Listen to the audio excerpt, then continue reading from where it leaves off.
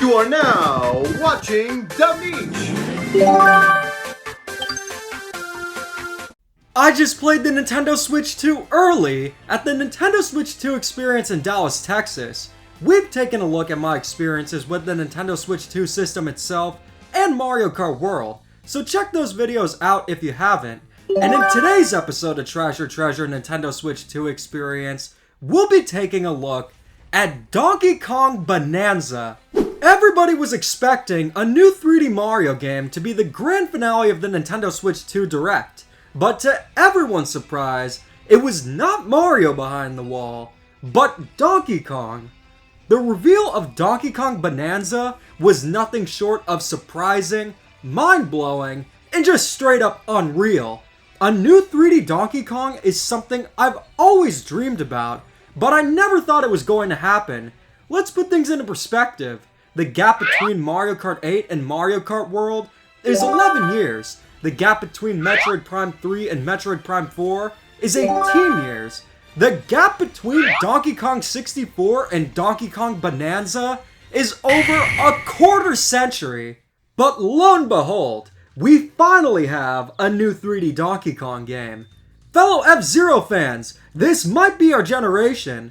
Even the gap between F-Zero GX and now is shorter than the gap between Donkey Kong 64 and Bananza. It's also just been a very long time without a new Donkey Kong game in general. The last one was back in 2014, being Donkey Kong Country Tropical Freeze. It's so interesting that this is the year that broke Nintendo's 2014 curse. Mario Kart, Tomodachi Life, and Donkey Kong all went without major new entries since 2014. And this is the year that breaks the curse for all of them. You guys, Captain Toad Treasure Tracker 2 is next. Let's make it happen. Donkey Kong Bananza has been one of my most anticipated games for many years. I've been clamoring for a new Mario Kart game. But equally, if not more so, I've been wanting a new Donkey Kong game.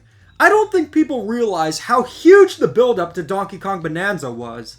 Donkey Kong played a major role in the Super Mario Bros. Movie, and he got his new design there. And of course, there's Donkey Kong Country at Super Nintendo World. It's clear Nintendo was planning to do something huge for the return of Donkey Kong, but we didn't know what it was until now. Needless to say, I was hyped to play Donkey Kong Bananza, and it wouldn't have been possible without Tom Talk. When you get a Nintendo Switch 2, accessories like the Pro Controller you can hold off on, but you 100% need a case. You're gonna want to protect your brand new Nintendo Switch 2, and Tom Talk has you covered. I prepared in advance and got their Nintendo Switch 2 case. The case is of very high quality and it feels premium. It's also super compact and not bulky. The case itself even has space for 12 games. It even comes with tags where you can write your name and info, so someone could contact you if your Switch 2 ever gets lost. I want a case for easy portability, but I also want it for protection.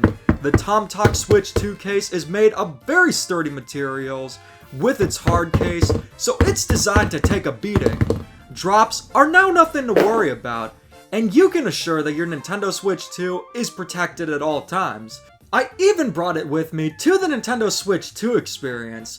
This is an excellent case and an essential for anyone getting a Nintendo Switch 2. If you want the Tom Talk case, I've linked it in the description. I got to play Donkey Kong Bananza for almost an hour. Technically, you were only supposed to play it for 20 minutes, but the rep I talked to was cooler than Funky Kong, and he let me play it again. There is a lot to talk about, but let's just start off by saying this. Donkey Kong Bananza is not your typical Nintendo game. This is a game that only happens once in a blue power moon, and you'll definitely see why. I'll be going over everything, and I kept your questions in mind while playing it. I might be going bananas over Donkey Kong Bananza, but that won't stop me from criticizing the game when I need to. If there's something that's about as appealing as biting into a Manzano banana for the first time, I'm gonna bring it up. So the question is, what makes Donkey Kong Bananza so mind-blowing, and was it worth the insane build-up? Starting up Donkey Kong Bananza, I just knew I was in for something truly special. Donkey Kong busting the wall in the reveal trailer is actually part of the game's intro. The first thing the game wants you to know is how strong Donkey Kong is. He's not someone to mess with, and nothing can get in his way. Except for Banana. This moment is the true introduction to Donkey Kong's new design, and I gotta say, this is the best Donkey Kong has ever looked. The intro does an excellent job showcasing how expressive Donkey Kong can be now. When he busts through the wall, you can see how fierce and strong he is, but once Banana comes into the picture, you see his goofy side. I've seen some claim this new design for Donkey Kong makes him too goofy. It doesn't. You just can see when Donkey Kong is being goofy now. The rare design is nostalgic, but it didn't allow for much expression, and after playing Bananza and then going back to a game with the rare design, it really makes me appreciate the new design more. Donkey Kong looked like if Jimmy Neutron was a Neanderthal that forgot to evolve. It was time for a change. This new design is excellent, and if you have any reservations about it, playing the game will definitely make you warm up to it. Donkey Kong Bananza is a sandbox-style 3D platformer. Your main objective is to collect Banandium gems by punching and smashing almost everything and anything in your way. That's a gameplay at its core, but it's a lot more in-depth than just Donkey Kong smash banana. Let's talk about Donkey Kong's physics. If you played Donkey Kong Country Returns and/or Tropical Freeze, you will notice that Donkey Kong has a weight to him unlike most platforming protagonists. He definitely has the physics of a gorilla, and that's part of what makes Donkey Kong games great. And I'm happy to say that in Donkey Kong Bananza, his physics are what you would expect. Donkey Kong has a nice weight to him, but he's still agile and his movement is fast. The best comparison I could give would be that Donkey Kong's physics and movement feel like an extension of the final boss in Super Mario Odyssey.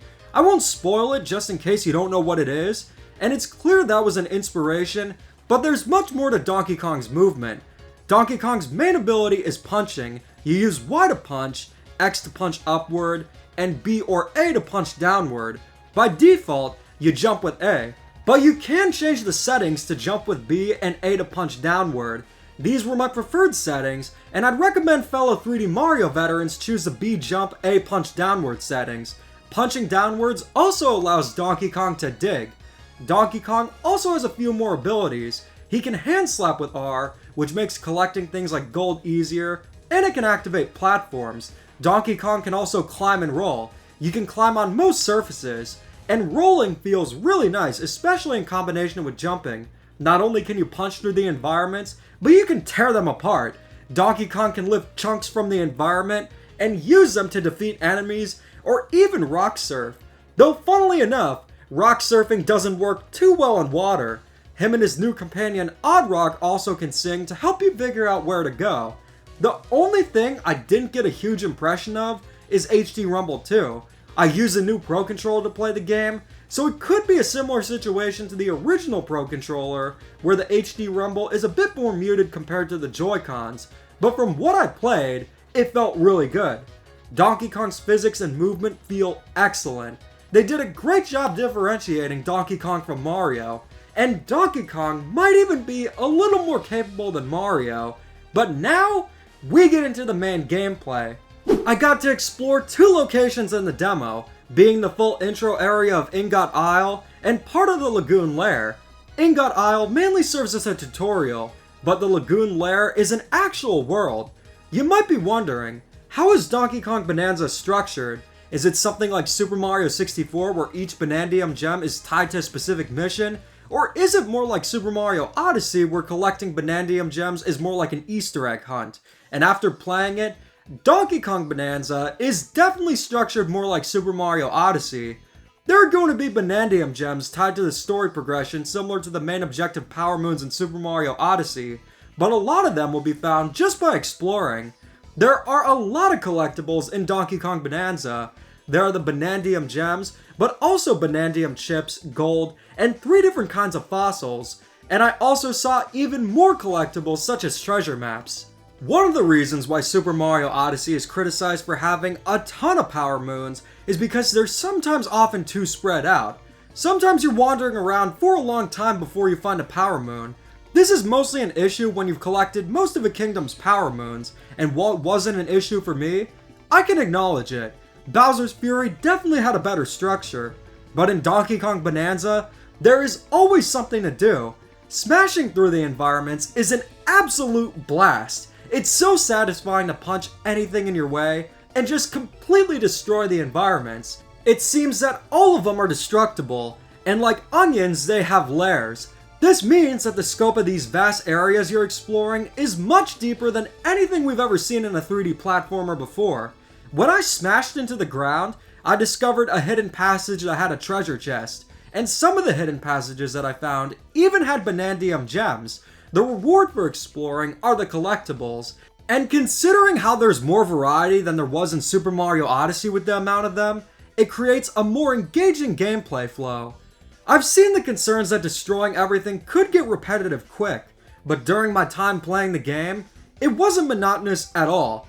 It's just a new action if you think about it. Does jumping in Mario ever get boring? Or does swinging a sword in Zelda get boring? That's basically what I equate punching and smashing to. The game is about using Donkey Kong's abilities to collect items. It's also about exploration, and you're rewarded for exploring when you find items. Punching just gives you something to do at all times rather than just solely jumping and climbing. And it gives the gameplay more depth, both figuratively and literally. During my playthrough of the Donkey Kong Bananza demo, I was in a state of pure bliss and wonder. It has one of the most engaging gameplay loops I've ever experienced.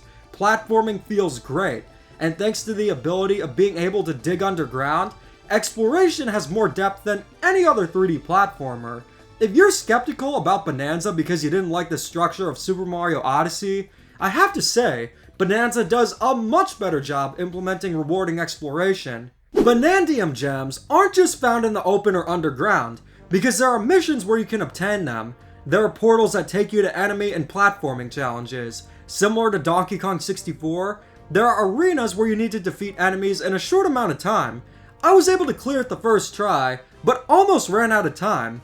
This was likely an early arena, so I'm expecting later ones to be more challenging. And I could also see there being some puzzle elements that you'll need to figure out how to defeat enemies. The platforming challenge I played was a climbing challenge, where you climb and try not to get knocked off by the moving platforms. When it comes to obtaining Banandium gems, there's something here for everyone. Exploration, platforming, and combat. And considering that there are more collectibles beyond Banandium gems, there's going to be a lot to collect in Donkey Kong Bananza. Personally, I love when there are a good amount of collectibles. It gives the game even more content, and that's nothing but a good thing if they're implemented well. But I can say with confidence that after playing Donkey Kong Bananza, the overall structure is better than that of Super Mario Odyssey. There's a lot more action, more variety when it comes to obtaining collectibles, and the layered environments give the game a lot more scope and depth. If you need any further proof that Donkey Kong Bananza is made by Nintendo EPD, there's also a photo mode. It's pretty much identical to Super Mario Odyssey's, right down to some of the filters. We actually know the name of the NPCs from a photo mode filter. They're called fractones, which really makes me think music will be a major theme of the game. The photo mode is so much fun to use, and I love when games include it. I talked about Donkey Kong's new design, but now it's time to take a look at the overall presentation. Donkey Kong Bananza runs at 4K 60 frames per second. For the most part, it's consistent and very smooth, but considering how much action can be on the screen, there are occasional frame dips. Personally, they didn't impact my experience. They're nothing major, but they're worth bringing up. And another technological issue is sometimes with the camera. When you dig underground, there's a bit of clipping with the camera. To mitigate this issue, Nintendo could have gone for a first-person point of view when Donkey Kong digs underground. I think that would have looked better from a visual standpoint, but as it stands, it didn't really bother me. I will say flat out, because this is a demo, there are issues that could be fixed in the final game. For the most part, everything was smooth, but these are issues that need to be addressed, even if they're not game-breaking. We are officially entering a new generation of Nintendo. This is the first generation where Nintendo games will be in 4K, and it's the first major technological leap since the Wii U's jump to HD. all the way back in 2012, and Donkey Kong Bananza is one of the first Nintendo games to be in 4K. I gotta say, Donkey Kong Bananza looks absolutely stunning. It's clear it was made by Nintendo EPD, the team behind Super Mario Odyssey, but while that game went for an assortment of different art styles, assorted colors, Donkey Kong Bananza is much more consistent, and it looks consistently great. With 4K and HDR, the environments really pop. You can see the grass moving in the wind, and the textures for the environments are highly detailed. It's the perfect blend of realistic and cartoony, and it's an excellent showcase of how incredible Nintendo games can look in 4K. I've gone on about Donkey Kong's peak new design, but what about the other characters? The demo mainly consisted of the Prospector monkeys and Salvager monkeys that kinda look like Diddy Kong, and Cranky Kong was also in the demo. The new characters look really good. Considering this is likely made by Nintendo EPD, my first instinct was to compare character design in Bananza to Donkey Kong Jungle Beat. That was the first game EPD ever developed. Donkey Kong Jungle Beat's character design is very different than what you'd expect from a Donkey Kong game, but Bananza's feels fresh, but also not alien. Music, on the other hand, is just incredible. It was pretty loud at the Nintendo Switch 2 experience, but the music in the demo is the same as the music in the Treehouse demo, so I've been listening to it. It has a very distinct jungle sound to it, which suits Donkey Kong perfectly. This could end up being one of Nintendo's best soundtracks of all time. We just need to hear more of it. But the sound design is another highlight. The sounds of smashing enemies and environments, so satisfying. And Donkey Kong's voice work sounds excellent too. There's even full-on voice acting with the new character Oddrock. I will say, Mario Kart World is a good-looking game, but Donkey Kong Bananza looks even more impressive. Combine that with the stellar sound design, and you have a beyond appealing presentation. So far I've established Donkey Kong Bananza has some of the most engaging gameplay I've ever seen in a game. There's a ton of depth, and the mechanics of smashing and digging underground are so satisfying. The graphical presentation and sound design are outstanding, and Donkey Kong's new design is peak. Really, the only flaws are with the occasional frame dips and sometimes the camera. So what's the verdict? Donkey Kong Bananza is one of those games that only happens once in a blue power moon during a console generation. You know how everyone still talks about how The Legend of Zelda Breath of the Wild and Super Mario Odyssey reinvented their respective series in a major way, and even their respective genres? I can say with certainty that Donkey Kong Bananza will do that for Donkey Kong, and I'm also willing to make a bold claim. Based on everything that I played, I can easily see Donkey Kong Bananza becoming one of my favorite games of all time, if not my absolute favorite. And I could also see it being viewed as one of the best games ever made in general.